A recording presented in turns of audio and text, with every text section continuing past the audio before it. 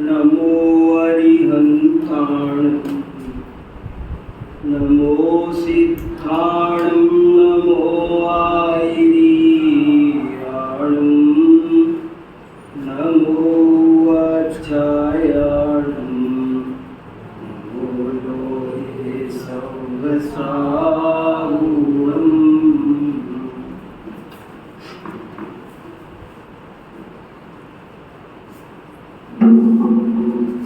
हमारा आज का विषय है जैन धर्म में अहिंसा का सच्चा स्वरूप। टॉपिक साधारण सा लगता है, खासकर हम जैनों को तो ऐसा लगता है कि हमको अहिंसा कौन समझाएगा, हम तो दुनिया को अहिंसा समझाते हैं। लेकिन अभी इन दिनों मैं इस विषय पर थोड़ा गहराई से चिंतन कर रहा हूँ। अभी ग्रीन पार्क में 2 प्रवचन इस विषय पर हो भी चुके हैं और कई नई बातें सामने आई है। तो मैंने सोचा आप सब भी बहुत गहरे स्वाध्यायी हैं, तो आपके बीच भी इस विषय की थोड़ी चर्चा की जाए। अपन लोग थोड़ा शांति से सावधानी से क्या जैन धर्म में अहिंसा का स्वरूप समझाया है उसे एक बार फिर से समझते हैं। क्या है अहिंसा, क्या है? और इस विषय को हम नहीं समझ पा रहे या कम समझ पा रहे हैं, इसकी पहचान कैसे हो? तो इसकी पहचान ऐसे हो कि कुछ प्रश्न पूछे जाएं अपने आप से। जैसे मैं ये पूछता हूँ कि सबसे बड़ा अहिंसक कौन है इस दुनिया में? अपन विचार करें।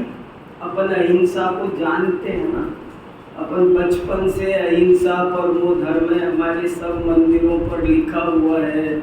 अहिंसा के नाम से हमने बड़ी बड़ी संस्थाएं, अहिंसा पर तो हमारा कॉपीराइट है। लेकिन अब जरा विचार करें, मान लो मुझे ये समझ में आ गया कि अहिंसा बहुत अच्छी चीज है और मुझे पूरी तरह अहिंसक बनना है। अब आप मुझे ये बताओ कि मुझे क्या करना है? पूरी तरह अहिंसक बनने के लिए, पूर्ण अहिंसक बनने के लिए हमें क्या करना है? अहिंसा अच्छी चीज है ना। अहिंसा परमो धर्म, अहिंसा के कितने गीत गाए। अहिंसैव जगत माता, अहिंसा जगत की माता, क्या क्या क्या क्या ज्ञानार्णव भरा है, सारे शास्त्र भरे हैं। अहिंसा बहुत बुरी चीज है, सबसे बुरी चीज है, और अहिंसा सबसे अच्छी चीज है। और ये अब मान लो मेरी समझ में आ गया और अब मैं पूर्ण अहिंसक बनना चाहता हूँ। तो आप मुझे बताओ कि मैं क्या करूँ कि मैं पूर्ण अहिंसक बन जाऊं। मुझे अपने जीवन में रंच मात्र भी हिंसा नहीं छोड़नी है। तो अब आप मुझे बताओ। और देखो मेरी चर्चा का आधार है जो मैंने आज आपको भेजा है श्लोक, पुरुषार्थ सिद्धि उपाय का 49 नंबर का श्लोक है। पुरुषार्थ सिद्धि उपाय आज से 1000 वर्ष पहले आचार्य अमृत चंद्र स्वामी ने लिखा है। और वो क्या लिखा है? अप्रादुर्भाव खलु रागादीनां भवत्यहिंसेति तेषामेवोत्पत्तिर्हिंसेति जिनागमस्य संक्षेप। क्या मतलब हुआ इसका? कि इनके पास भेजा था, अब इसको डाल दो। तो देखो क्या कहा देखो इसका क्या अर्थ है, अभी फिर पढ़ेंगे, फिर देखेंगे। और ये जो मैंने श्लोक कहा है, पहले एक दफे इसका अर्थ समझ लें। 1000 वर्ष पहले अमृतचंद्राचार्य ने, श्रावकाचार का ग्रंथ है, उसमें लिखा आत्मा में रागादि भावों की उत्पत्ति होना, इसका नाम हिंसा है। और रागादि की उत्पत्ति नहीं होना, बस इसका नाम अहिंसा है। ये समझ लो सारे जिनागम का संक्षेप है। और ये बात केवल अमृतचंद्राचार्य ने नहीं लिखी, ये बात भगवती आराधना में भी लिखी है। ऐसी की ऐसी प्राकृत में गाथा लिखी है। अरे भगवती आराधना छोड़ो, कसाय पाउड में जो हमारा सबसे पहला ग्रंथ है, उसमें भी एक गाथा पाई जाती है। रागादीन मणुपा अहिंसगते देसिदं समये तेसिं च उत्पत्ति हिंसेति जिणेयिनी दिट्ठा। ये सुनो, आत्मा में रागादि की अनुत्पत्ति, इसी का नाम अहिंसा है। अगर रागादि उत्पन्न होते हैं तो उसका नाम हिंसा है। ये सार है। देखो इसको सार और कहा जगह जगह। ये सार शब्द भी मुझे सोचने को बहुत विवश करता है। किसी भी संप्रदाय के दो पक्ष होते हैं, एक को कहते हैं आचार, एक को कहते हैं विचार। जैन धर्म के दो पक्ष हैं। जैसे किसी पक्षी दो पंखों पर उड़ता है ना, ऐसे कोई भी दर्शन दो पंखों पर उड़ता है। जैन दर्शन के दो पंख हैं। एक पंख का नाम है आचार और दूसरे पंख का नाम है विचार। ये इम्पोर्टेंट बात बता रहा हूँ, इससे हम बहुत सारी बातें समझ सकते हैं। क्या फर्क है? आचार का मूल है अहिंसा, विचार का मूल है अनेकांतवाद। अगर दो समझ गए तो जैन धर्म पूरा समझ गए, और दो नहीं समझे तो कुछ नहीं समझे। फिर से बोलता हूँ, बहुत इम्पोर्टेंट बात। जैन धर्म के दो पक्ष हैं, दो पहलू हैं। एक को बोलते हैं आचार पक्ष, एक को बोलते विचार पक्ष, चिंतन। एक आचार पक्ष का नाम होता है धर्म, विचार पक्ष का नाम होता है दर्शन। कई बार आपने सुना होगा ना, कभी तो बोलते जैन धर्म, कभी बोलते जैन दर्शन। क्या फर्क होता है इसमें? धर्म माने आचार परक, धर्म आचार प्रधान होता है, और दर्शन विचार प्रधान, जिसमें फिलॉसफी है, जिसमें चिंतन भरा पड़ा है, उस पहलू का नाम है दर्शन। तो जैन धर्म को समझना हो तो उसके दो पहलू हैं, एक आचार पक्ष, एक विचार। और आचार पक्ष की जान है अहिंसा, और विचार पक्ष की जान है अनेकांतवाद। अगर किसी ने अहिंसा नहीं समझी तो समझो उसने आचार पक्ष नहीं समझा, और यदि अनेकांतवाद नहीं समझा तो समझो उसने फिलॉसफी नहीं। आपको जैन धर्म का कोई सिद्धांत, द्रव्य गुण पर्याय, कारण कार्य व्यवस्था, आत्मा, पुद्गल, भगवान, कुछ समझ में नहीं आएगा अगर आपको अनेकांतवाद नहीं समझ में आया तो। और जैन धर्म की कोई क्रिया समझ में नहीं आएगी अगर अहिंसा नहीं समझ में आई तो। आपको तीर्थ यात्रा क्या होती है, पूजा क्या होती है, व्रत उपवास, आप एक भी क्रिया को नहीं समझ सकते अगर अहिंसा नहीं समझ में आई तो। और एक भी थ्योरी नहीं समझ सकते, हर थ्योरी की जान है अनेकांतवाद। और हर प्रैक्टिकल की जान है अहिंसा। तप नहीं समझोगे अगर अहिंसा नहीं समझ में आई तो, मूल गुण नहीं समझ में आएंगे, मुनियों का जीवन, श्रावकों का जीवन, कोई क्रिया समझ में नहीं आएगी अगर अहिंसा नहीं समझ में आई तो। और तत्व ज्ञान का कोई विषय समझ में नहीं आएगा अगर स्यादवाद अनेकांत नहीं समझ में आए तो। दो चीज जानदार है, उसमें से आज अपन क्या समझ रहे हैं? अहिंसा। आचार पक्ष का केंद्रीय वितत्व है अहिंसा। और अहिंसा क्या होता है? जितनी बातें मोटी मोटी आप जानते हैं मैं उनको नहीं उठा रहा हूँ क्योंकि समय नहीं है। आप समझ लो वो सब मैंने आपको कह दी और मैं उसके आगे बढ़ रहा हूँ, क्योंकि आगे वही कहेंगे तो फिर वही रह जाएंगे और समय पूरा हो जाएगा हमारा। आज तो मैं उससे आगे बढ़ रहा हूँ और आगे बढ़ने के लिए मैं 2-3 इम्पोर्टेंट सवाल आपसे पूछ रहा हूँ। इन 3-4 सवालों के उत्तर आपने दे दिए, सही दे दिए तो समझना अहिंसा समझ में आ गई, और अगर कमजोर रहते हो तो चेक कर लेना, समझ लेना अभी हमारी समझ में हमारा अहिंसा सिद्धांत नहीं समझ में आया। तो मैं पूछ रहा हूँ कि पूर्ण अहिंसक किसे कहते हैं? पूर्ण अहिंसक कैसा होता है? क्या मुद्रा होती है उसकी? क्या कर रहा होता है? कैसे बनते हैं? इस पर चिंतन करना है हमको। पूर्ण अहिंसक हमारे हिसाब से कौन हो सकता है? माने देखा जाए, सही कह रहे हैं, अगर पूर्ण अहिंसक हो कोई तो वीतराग सर्वज्ञ अरिहंत देव ही पूर्ण अहिंसक हैं, और उसके नीचे की सारी दशाएं पूर्ण अहिंसक नहीं हैं।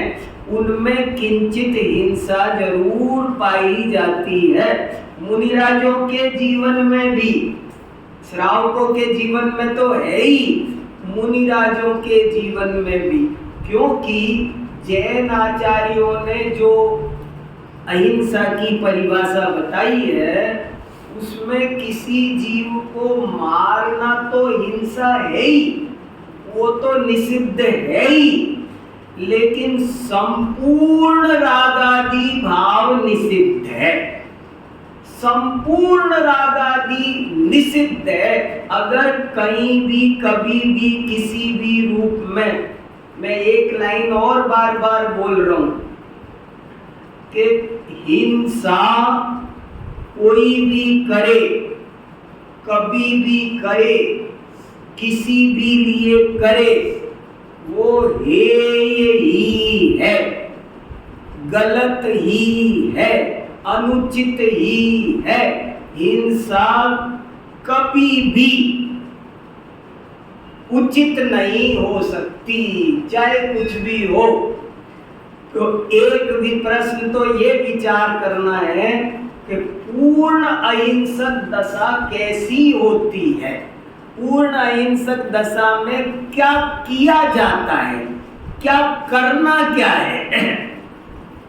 जीवों की दया, मान लो मैं एक गौशाला खोल दूं तो मैं पूर्ण अहिंसक बन जाऊं? माने पूर्ण अहिंसक बनने के लिए मुझे क्या क्या काम करने पड़ेंगे?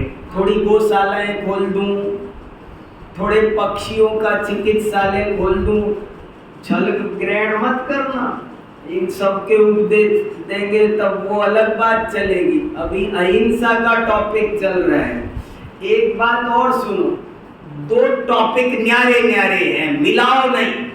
जीव दया का टॉपिक अलग है, वो टॉपिक न्यारा है। हमने जीव दया को अहिंसा कह दिया। जीव दया अहिंसा नहीं हो सकती, समझना गजब की बात। जीव जैसे दान और त्याग में अंतर है, दान करना अलग बात है, वो त्याग नहीं है।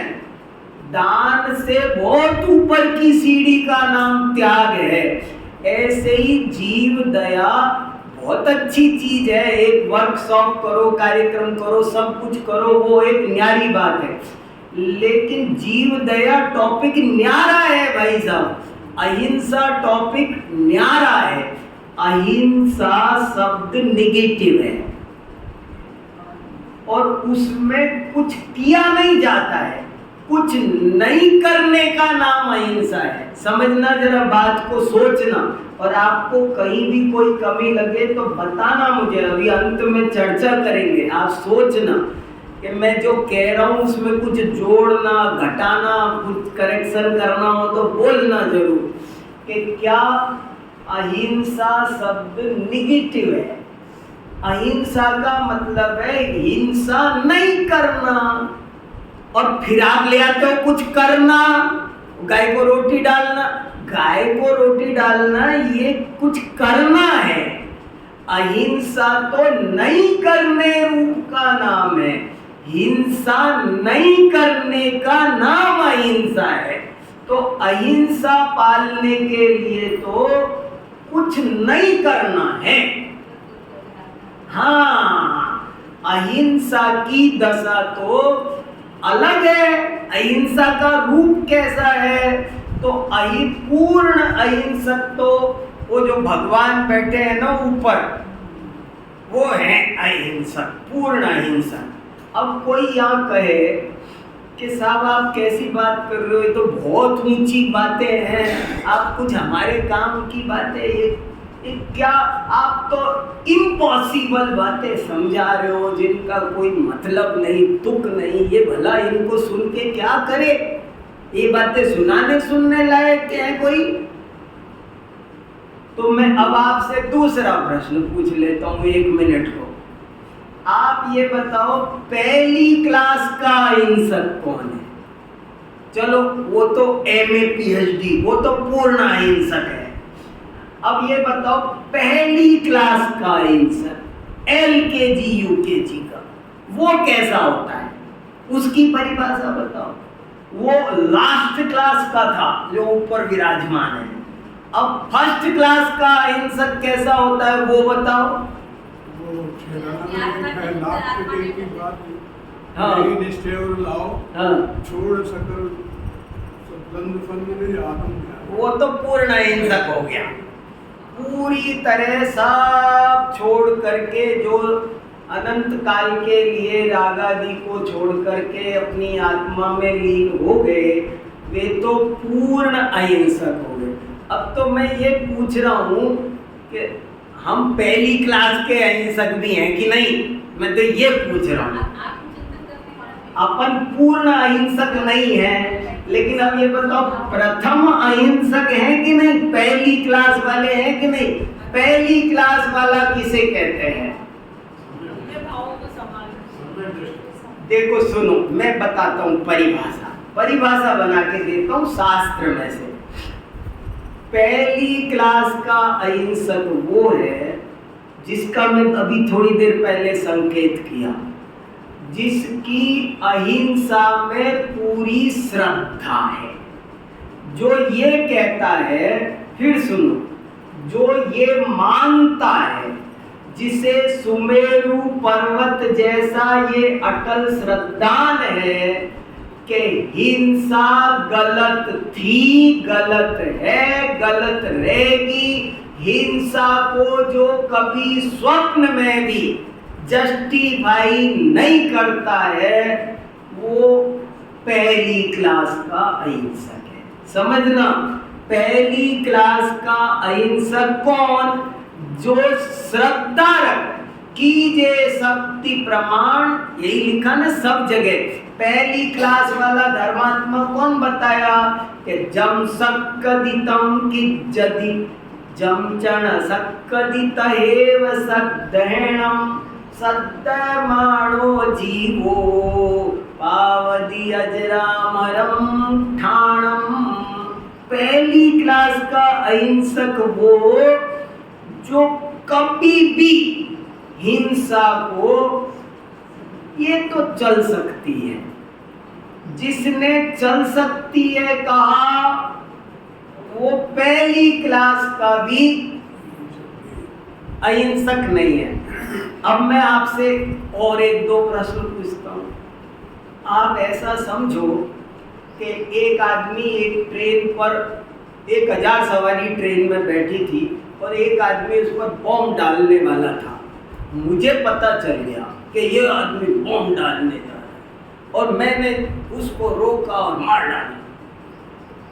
तो अब ये बताओ मैंने सही किया कि गलत किया? समझ में, प्रश्न समझ में आया आपको? 1000 आदमियों को आप ऐसा समझो कि कोई 2 आतंकवादी किसी ऑडिटोरियम में 1 लाख आदमी बैठे थे, वो बॉम्ब से मारने वाला था, 10-20 हजार आदमी मर जाने वाले थे और मुझे पता चल गया और मैंने उसे मार डाला। अब ये बताओ मैंने सही किया कि गलत? देखो, अगर सुनो, अगर आप कहते हो कि मैंने सही किया तो अब उस परिभाषा पे चलो कि हिंसा कभी भी उचित नहीं हो सकती, चाहे कोई भी करे, किसी भी लिए करे। आप तो मेरा नागरिक अभिनंदन कर रहे हो, मुझे परमवीर चक्र मिल रहा है, मैंने वो जो बचाया वो मैंने उसको मारा, तो मेरे क्या होगा, इसका रिएक्शन क्या होगा समाज में, राष्ट्र में? अभी ये बात राष्ट्रपति प्रधानमंत्री तक जाएगी और मुझे परमवीर चक्र के सम्मान मिलेंगे। तो ये क्या हो रहा है? ये मैंने उसको मारा ना, इन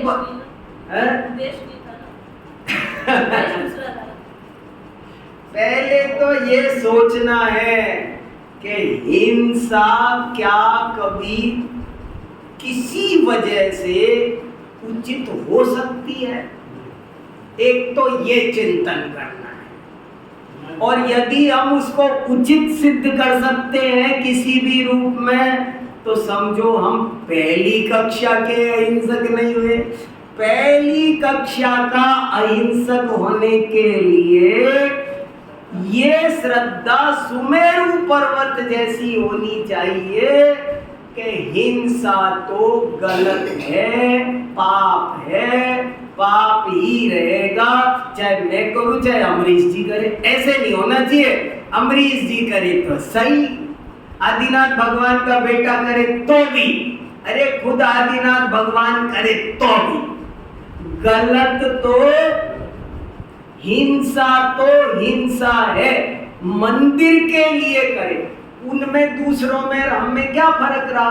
दूसरे लोग कहते हैं कि वैदिकी हिंसा हिंसा न भवती, धर्म के लिए हिंसा करो। सारे धर्म वाले अहिंसा बढ़िया है कहकर, लेकिन किंतु परंतु लगा के ये कहते हैं लेकिन धर्म के नाम पर करो ना तो चलेगी। जैन धर्म धर्म के नाम पर भी हिंसा मंजूर नहीं करता है। यदि कुछ करने का नाम अहिंसा होता तो अरिहंत भगवान ऐसे क्यों बैठे? वो भी तो कुछ करते, वो भी तो कुछ करते। खेती करने का नाम अहिंसा है क्या? सीमा पर सैनिक बनने का नाम अहिंसा है क्या? अहिंसा, मैं आपको खदेड़ रहा हूं, मैं आपको थोड़ा सा छेड़ रहा हूं। ऐसे ही सुन सुन के बैठ जाओ, कोई कुछ भी कह जाए नहीं, आपको भी कहना है और सुनना है और सोचना है। अहिंसा की शुरुआत चौथे गुण स्थान से होती है। चौथे गुण स्थान के पहले वास्तव में कोई अहिंसक होता ही नहीं है, और चौथे गुण स्थान में भी अभी बारीक बात है। अच्छा ये बताओ, अभी मैं अहिंसक हूं कि नहीं? मेरी बात, मैं अभी अहिंसक हूं कि नहीं? मैं हिंसा कर रहा हूं, लगता है आपको? जचता है? नहीं, मतलब आप सोचो एक आदमी पूजा कर रहा है, वो हिंसा कर रहा है। मैं बोलूँ सुदेश जी पूजा कर रहे हैं, अभिषेक कर रहे हैं, और मैं बोलूँ ये हिंसा कर रहे हैं, आपके जचेगी बात? अरे कितनी सूक्ष्म अहिंसा जैन धर्म की है। जैन धर्म में कुछ करना छोड़ो, कुछ बोलना भी हिंसा है, कुछ सोचना भी हिंसा है। सुनो, कुछ सोचना भी, जैसे देखो मैं अभी सामायिक पर बैठा, अब मैं अहिंसक हूं क्या? देखो मैं कुछ कर नहीं रहा, प्रवचन नहीं कर रहा, पूजा नहीं कर रहा, मैं बैठा हूं और बैठे हुए बोल भी नहीं रहा, लेकिन अभी मैं कुछ सोच रहा हूं, तत्व विचार कर रहा हूं, तो ये भी विचार भी रागात्मक है और सूक्ष्म राग है भले, लेकिन राग तो आग है और राग तो हिंसा ही है। अब अभी 2-3 बातें और बारीकी की है, इसमें समझ में आ रहा है, थोड़ा बारीक विषय है, पर एक बार थ्योरी तो क्लियर। पूर्ण अहिंसक बनेंगे जब बनेंगे, पहले अहिंसा होती क्या है, कैसे अहिंसा को जीवन में उतारा जाता है, अहिंसा के लिए करना क्या है, मुझे तो ये पूछना है आपसे कि मुझे अहिंसा पाल। हम जिंदगी में 2 मिनट को अहिंसक बने नहीं, और हमने मुकुट लगा रखे हैं, पदवियां ले रखी है अहिंसा चक्रवर्ती। आप मुझे पदवियां दे दो, क्या क्या कर दो, अहिंसा संस्था का अध्यक्ष बना दो, और जीवन में जो भगवान महावीर जिसे अहिंसा कह रहे हैं, अनंत तीर्थंकर जिसे अहिंसा कह रहे हैं, वो अहिंसा हमारे जीवन में 1 मिनट के लिए प्रकट नहीं हुई। देखो तो सही, सोचो तो सही, सही पूछा जाए तो अहिंसा तो आत्मानुभूति का दूसरा नाम है, अहिंसा तो शुद्धोपयोग का दूसरा नाम है भाई साहब। अरे समस्त शुभाशुभ राग के त्याग का नाम अहिंसा है ना, कहा है ना, ताकत लगा लगा के, और कितना कहा। मैं आपको सैकड़ों श्लोक गाता है सुना सकता हूँ, लेकिन मुझे ये विषय समझाना है ना, गाता ही समझाता रहूंगा तो पढ़ता रहूंगा तो कैसे। एक और बहुत अच्छा श्लोक है पुरुषार्थ सिद्धि उपाय में, बड़ा सुंदर श्लोक है 44 नंबर का। आत्म परिणाम हिंसन हेतुत्वात् सर्वमेव हिंसैता अनृत वचनादि केवल मुदारतम शिष्य बोधाय। के सुनो, एक अहिंसा ही व्रत है, और बाकी के जो कहे झूठ चोरी कुशील परी पाप एक है। कि पाप कितने होते हैं? अभी पाठशाला शुरू होगी अभी बच्चों की, तो ये बच्चों को क्या पढ़ाएंगे? पाप कितने बताते हैं? पाप 5 होते हैं। लेकिन अभी देखो सूक्ष्म बात सुनो, आचार्य क्या कह रहे हैं, अगर आप सूक्ष्मता में जाके पूछोगे हमसे तो पाप 5 नहीं है, पाप 1 है, हिंसा। और झूठ चोरी कुशील परिग्रह वो तो उसी के भेद है। झूठ बोलना भी हिंसा है, चोरी करना भी हिंसा है, कुशील सेवन भी हिंसा है, परिग्रह रखना भी हिंसा, 5 पाप हिंसा है। और ऐसे ही 5 व्रत होते हैं। अब व्रत कितने बच गए? आपको पता है जैन धर्म में भी बहुत व्रत हैं। जैन धर्म में भी व्रतों की व्रत कथा कोश लिखे बहुत सारे। अगर कोई पीएचडी करने वाला होगा तो 10,000 व्रत निकलेंगे, पंचमी का अलग है, अष्टमी का अलग है, रविवार का अलग है, सुगंध दशमी का अलग है, अनंत चतुर्दशी का अलग है, 16 कारण व्रत अलग है, रत्नत्रय के व्रत अलग है, 10 लक्षण के व्रत अलग है। कितने व्रत निकलेंगे, बहुत व्रत निकलेंगे। हाँ, लेकिन अभी आप आचार्यों की बात सुनो। आचार्य कह रहे हैं व्रत वास्तव में देखा जाए तो एक ही है और उसका नाम है अहिंसा। और बाकी सब इतने व्रतों का नाम क्या है महाराज? श्रावक के कितने व्रत होते हैं पता है? श्रावक के 12 व्रत होते हैं। 5 अणुव्रत, 3 गुण व्रत, 4 शिक्षा व्रत, कुल मिलाकर के 12 तो श्रावक के व्रत है। लेकिन अब मेरी ये बात सुनो जो आचार्य कह रहे हैं, क्या टॉप की बात है। वो कह रहे हैं वास्तव में व्रत एक है और उसका नाम है अहिंसा और बाकी सबका नाम है सील। क्या नाम का? सील। जानते हो किसे कहते हैं? वो सील माने ब्रह्मचर्य मत समझना। यहाँ सील का अर्थ है एक जब व्रत की रक्षा करने के लिए दूसरा व्रत लिया जाता है तो उसे सील कहते हैं। समझना, व्रत और सील में अंतर समझो, याद रखना। व्रत और सील में क्या अंतर है? व्रत की रक्षा के लिए जो और एडिशनल व्रत लिया जाता है उसका नाम है सील। जैसे ब्रह्मचर्य व्रत है और फिर मैं उसकी चद्दर पर, जिस चद्दर पर पुरुष बैठा होगा उस पर मैं नहीं बैठूंगी, ये क्या हो गया? ये सील है। व्रत तो है ब्रह्मचर्य और 9 बाड़ क्या है? सील है। सील बाड़ 9 बाड़ वो सील है। तो आचार्य लिख रहे हैं कि व्रत वास्तव में एक है और उसका नाम है अहिंसा, अहिंसा, अहिंसा।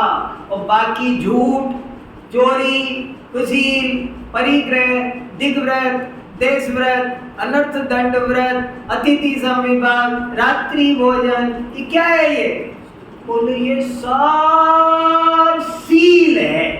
अहिंसा की रक्षा के लिए बहुत सारे चौकीदार बिठाए हैं। अहिंसा व्रत की रक्षा के लिए ये चौकीदार बिठाए हैं। अब वो उलझन भी थोड़ी सुलझा दूं जो मैंने बीच में डाल दी थी कि देखो कभी कभी लोक में ऐसा लगेगा आपको कि हिंसा बड़ी आ रही। कई बार आपको लोक में ऐसा लगेगा और उसके लिए सम्मानित किया जाएगा, अवार्ड मिलेंगे उसके लिए अवार्ड मिलेंगे। जैसे मैंने उस आतंकवादी को मार डाला तो आप मुझे अभिनंदन दे रहे हो कि इसने आतंकवादी को, अपना दिल्ली का वो सिपाही था ना मोहनलाल, क्या नाम था, जामिया में जाकर के उसने आतंकवादियों को मारा, सरकार ने उसको परमवीर चक्र की उपाधि दी। तो उसने आतंकवादियों को मारा इसलिए परमवीर चक्र की उपाधि मिली। मैं आपसे पूछना चाह रहा हूँ कि कई दफे आपको ऐसा लगेगा कि हिंसा का अभिनंदन किया जा रहा है, हिंसा बढ़िया रही, हिंसा को उचित ठहराया गया। मैंने वो जो 1000 आदमियों को मारने के लिए जा रहा था उसको मैंने मार डाला, तो अब मेरे को आप सम्मानित कर रहे हो। तो किसको सम्मानित कर रहे हो? हिंसा को? इसको मारा इसे नहीं, वो 1000 को बचाया इसको सम्मानित कर रहे हो। वहां भी सम्मानित रक्षा की भावना हुई है, हिंसा की भावना सम्मानित नहीं हुई है। याद रखना, हिंसा को लोक में कोई अच्छा नहीं मानता है, कहने में भले आजाद। ये मैं एक नई, ये पहेली जो बुद्धि उलझी हुई है ना, लोगों ने ये हिंसा को ही उचित समझ लिया कि हिंसा उचित। हिंसा कभी उचित नहीं हो सकती, कोई भी करे हिंसा झूठ। लोगों ने ऐसी ऐसी कहानियां भी बना रखी है, हिंसा, झूठ, चोरी, इनकी सबकी कहानियां। जैसे कहते हैं ना, तो वो उधर झूठ बोल दिया, गाय इधर की गई थी और इधर बता दिया, ऐसे नहीं कभी भी। और वो तो मुनियों पर लगा लगा के घटित कर देते हैं कि मुनि महाराज ने ऐसे बोला, झूठ बोला और वो सही रहा। अरे नहीं, मुनि महाराज तो चारों प्रकार की हिंसा के त्यागी होते हैं। वो तो कभी भी विरोधी हिंसा भी नहीं करेंगे, वे कभी आरंभी उद्योगी हिंसा भी नहीं करेंगे।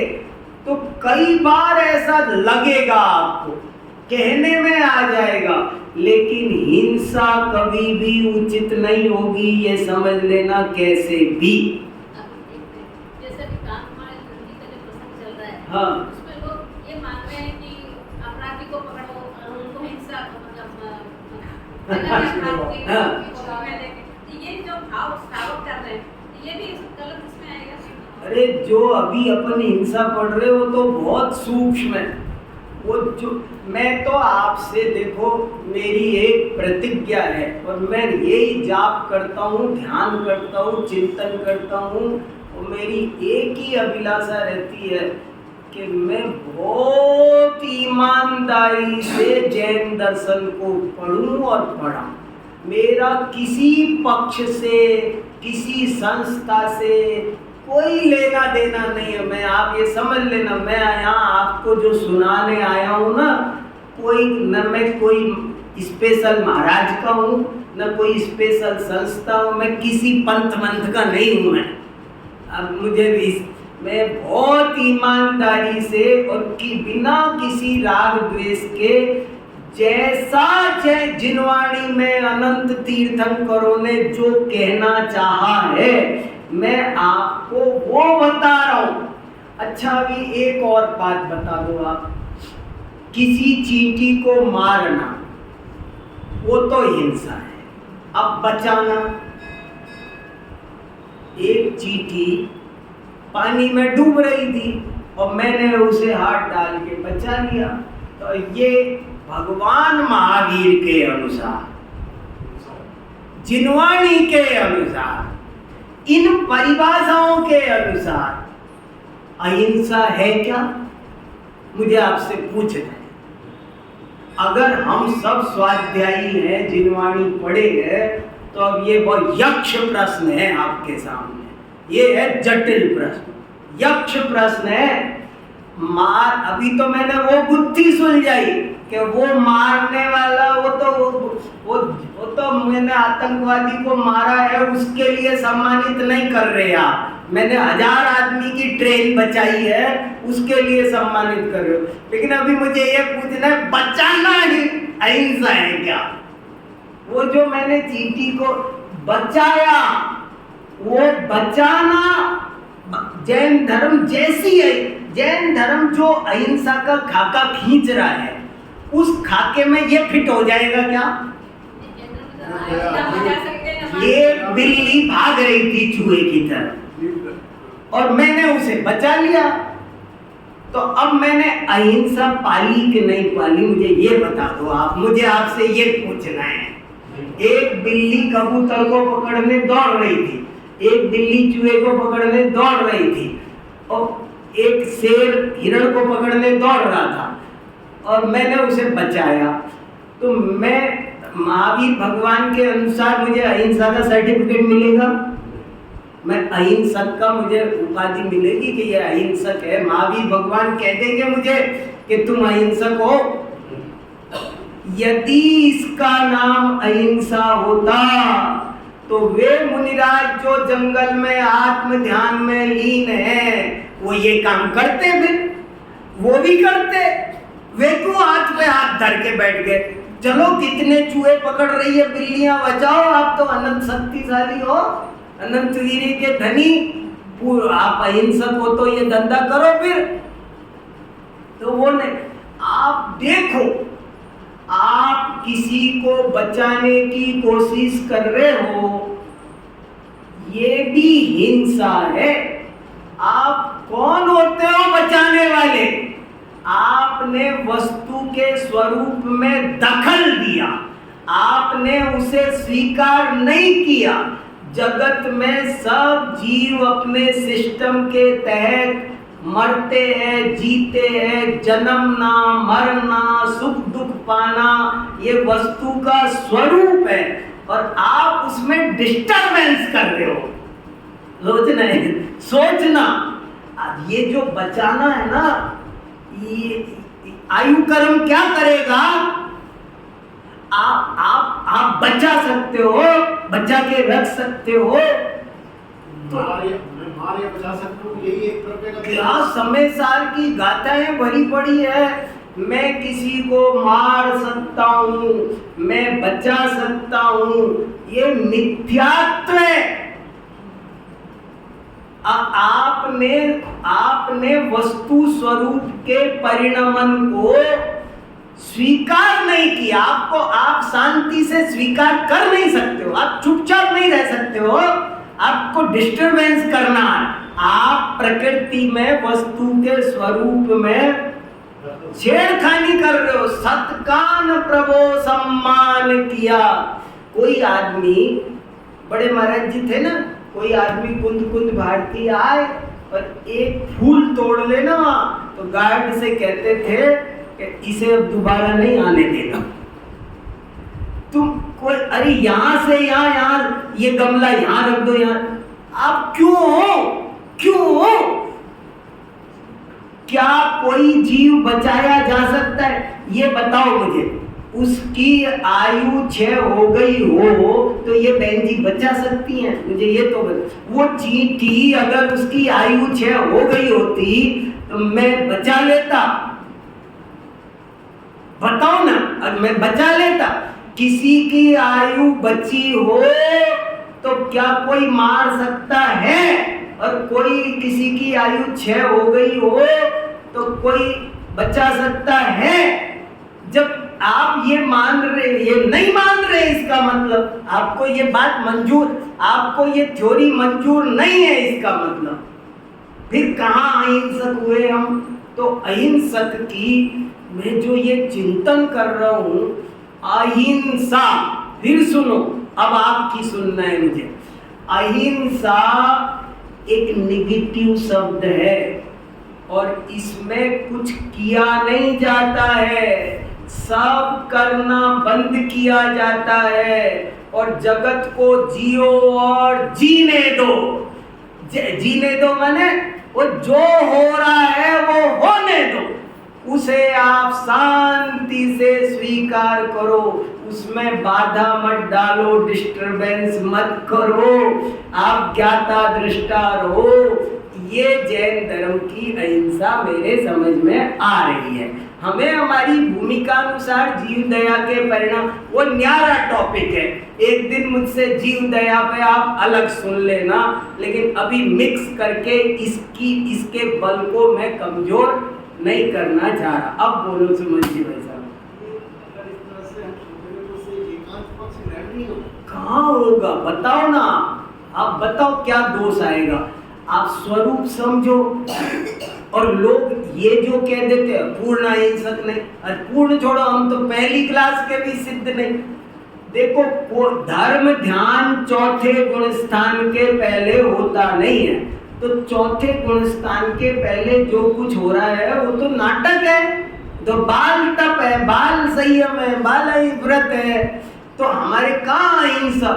मैं आज ये विषय इसलिए उठाया है कि हमको और आपको हमारा ये भ्रम दूर हो कि हम आत्मानुभूति हुए बिना हम अहिंसक नहीं हैं, ये समझ लो। आत्मानुभूति की दशा का नाम ही भगवान महावीर की अहिंसा है। दो द्रव्यों की स्वतंत्रता अगर स्वीकार नहीं करी तो हाँ, बात पहली कक्षा में नहीं आए, और ये सब बातें मैं यही कह पा रहा हूँ। आप क्या समझ रहे हो? ये जो आज सब सुनाया है ये वहाँ लाल किले पे सुना दूंगा। लेकिन ये बात आप समझो ना, जीवों को बचाना, किसी को भोजन देना, क्या क्या करना। मैं तो जिनवाणी लिखी है ना सामने है, मैं ढेर पढ़ के आया हूँ, नोट्स बना के लाया हूँ। आप बताओ ना जैन धर्म क्या कहना चाहती है, जिनवाणी कैसी अहिंसा की हमसे उम्मीद कर रही है। लेकिन हमारे निमित्त बनता है जिनकी वजह से, जैसे आपने कहा कि तो ठीक है ना, मना नहीं कर रही। देखो वो दया है और वो स्वर्ग ले जाएगी। ये भी सुनो, वो जो जिसे सारी हिंसा, ये पूरी हिंसा नरक का कारण नहीं है, क्योंकि उसमें बचाने का भाव भी है और मारने का भाव भी है। मारने का भाव नरक ले जाता है, बचाने का भाव स्वर्ग ले जाता है। और मारने और बचाने का दोनों भाव हिंसा है। मैंने उससे मैं नरक नहीं भेज रहा हूं। हिंसा की दो तरह का उपदेश है, एक तो वास्तविक अहिंसा जीवन में पालने का, और एक केवल अशुभ हिंसा टालने का। शुरुआत में हम ऐसे किसी को लाइन पे लगाते हैं कि भाई वो नरक जाने वाली हिंसा तो ना करे, कम से कम प्ले स्कूल जा रहा है, अभी फर्स्ट केजी में आया है। हाँ, वो अभी फर्स्ट में है, वो स्कूल जा रहे हैं। प्ले स्कूल जा रहा है। हाँ, प्ले स्कूल जा, वो प्ले स्कूल है, प्ले स्कूल है। हाँ, ये बढ़िया है। पहली क्लास नहीं, पहली क्लास के पहले बाल व्रत, अभी वो सीख रहा है। हम लगा था उसी में। मगर आप सोचो, सब पढ़े लिखे हो, क्या जैन धर्म की अहिंसा कैसी होनी चाहिए? अपन इस गलत फहमी में जी रहे हैं कि हम अहिंसा पाल रहे। अहिंसा तो तब पलेगी जब समस्त शुभाशुभ भावों से ऊपर उठकर शुद्धोपयोग की दशा का नाम ही अहिंसा है। हाँ, वे कुछ जिसमें बोलना भी नहीं है, जिसमें सोचना भी नहीं है, संपूर्ण रागादि का निषेध वर्तता है। अब वो लोकाचार की, वो सब व्यवहारिकता की बहुत सारी बातें हैं, वो एक न्यारा टॉपिक है। कठोर परिणाम वाले धर्म नहीं कर सकते, आज बड़ा हिंसा का तांडव है। मैं खुद भी कई जीव दया की कई संस्थाओं से मैं जुड़ा हुआ हूँ, उनकी मीटिंगों में जाता हूँ। क्या हम भी करते हैं, सबको भाव आते हैं। हम और आप जिस भूमिका में खड़े हैं उसमें हमको इस तरह के भाव आएंगे ही आएंगे, स्वाभाविक है। करने और समझने में फर्क है। हमारा सिद्धांत तो क्लियर हो कि भाई सिद्धांत तो ये है, थ्योरी तो क्लियर होनी चाहिए, फिर हम कितना कर पा रहे हैं वो एक न्यारी बात। चलो भैया, समय हो गया। जावाणी के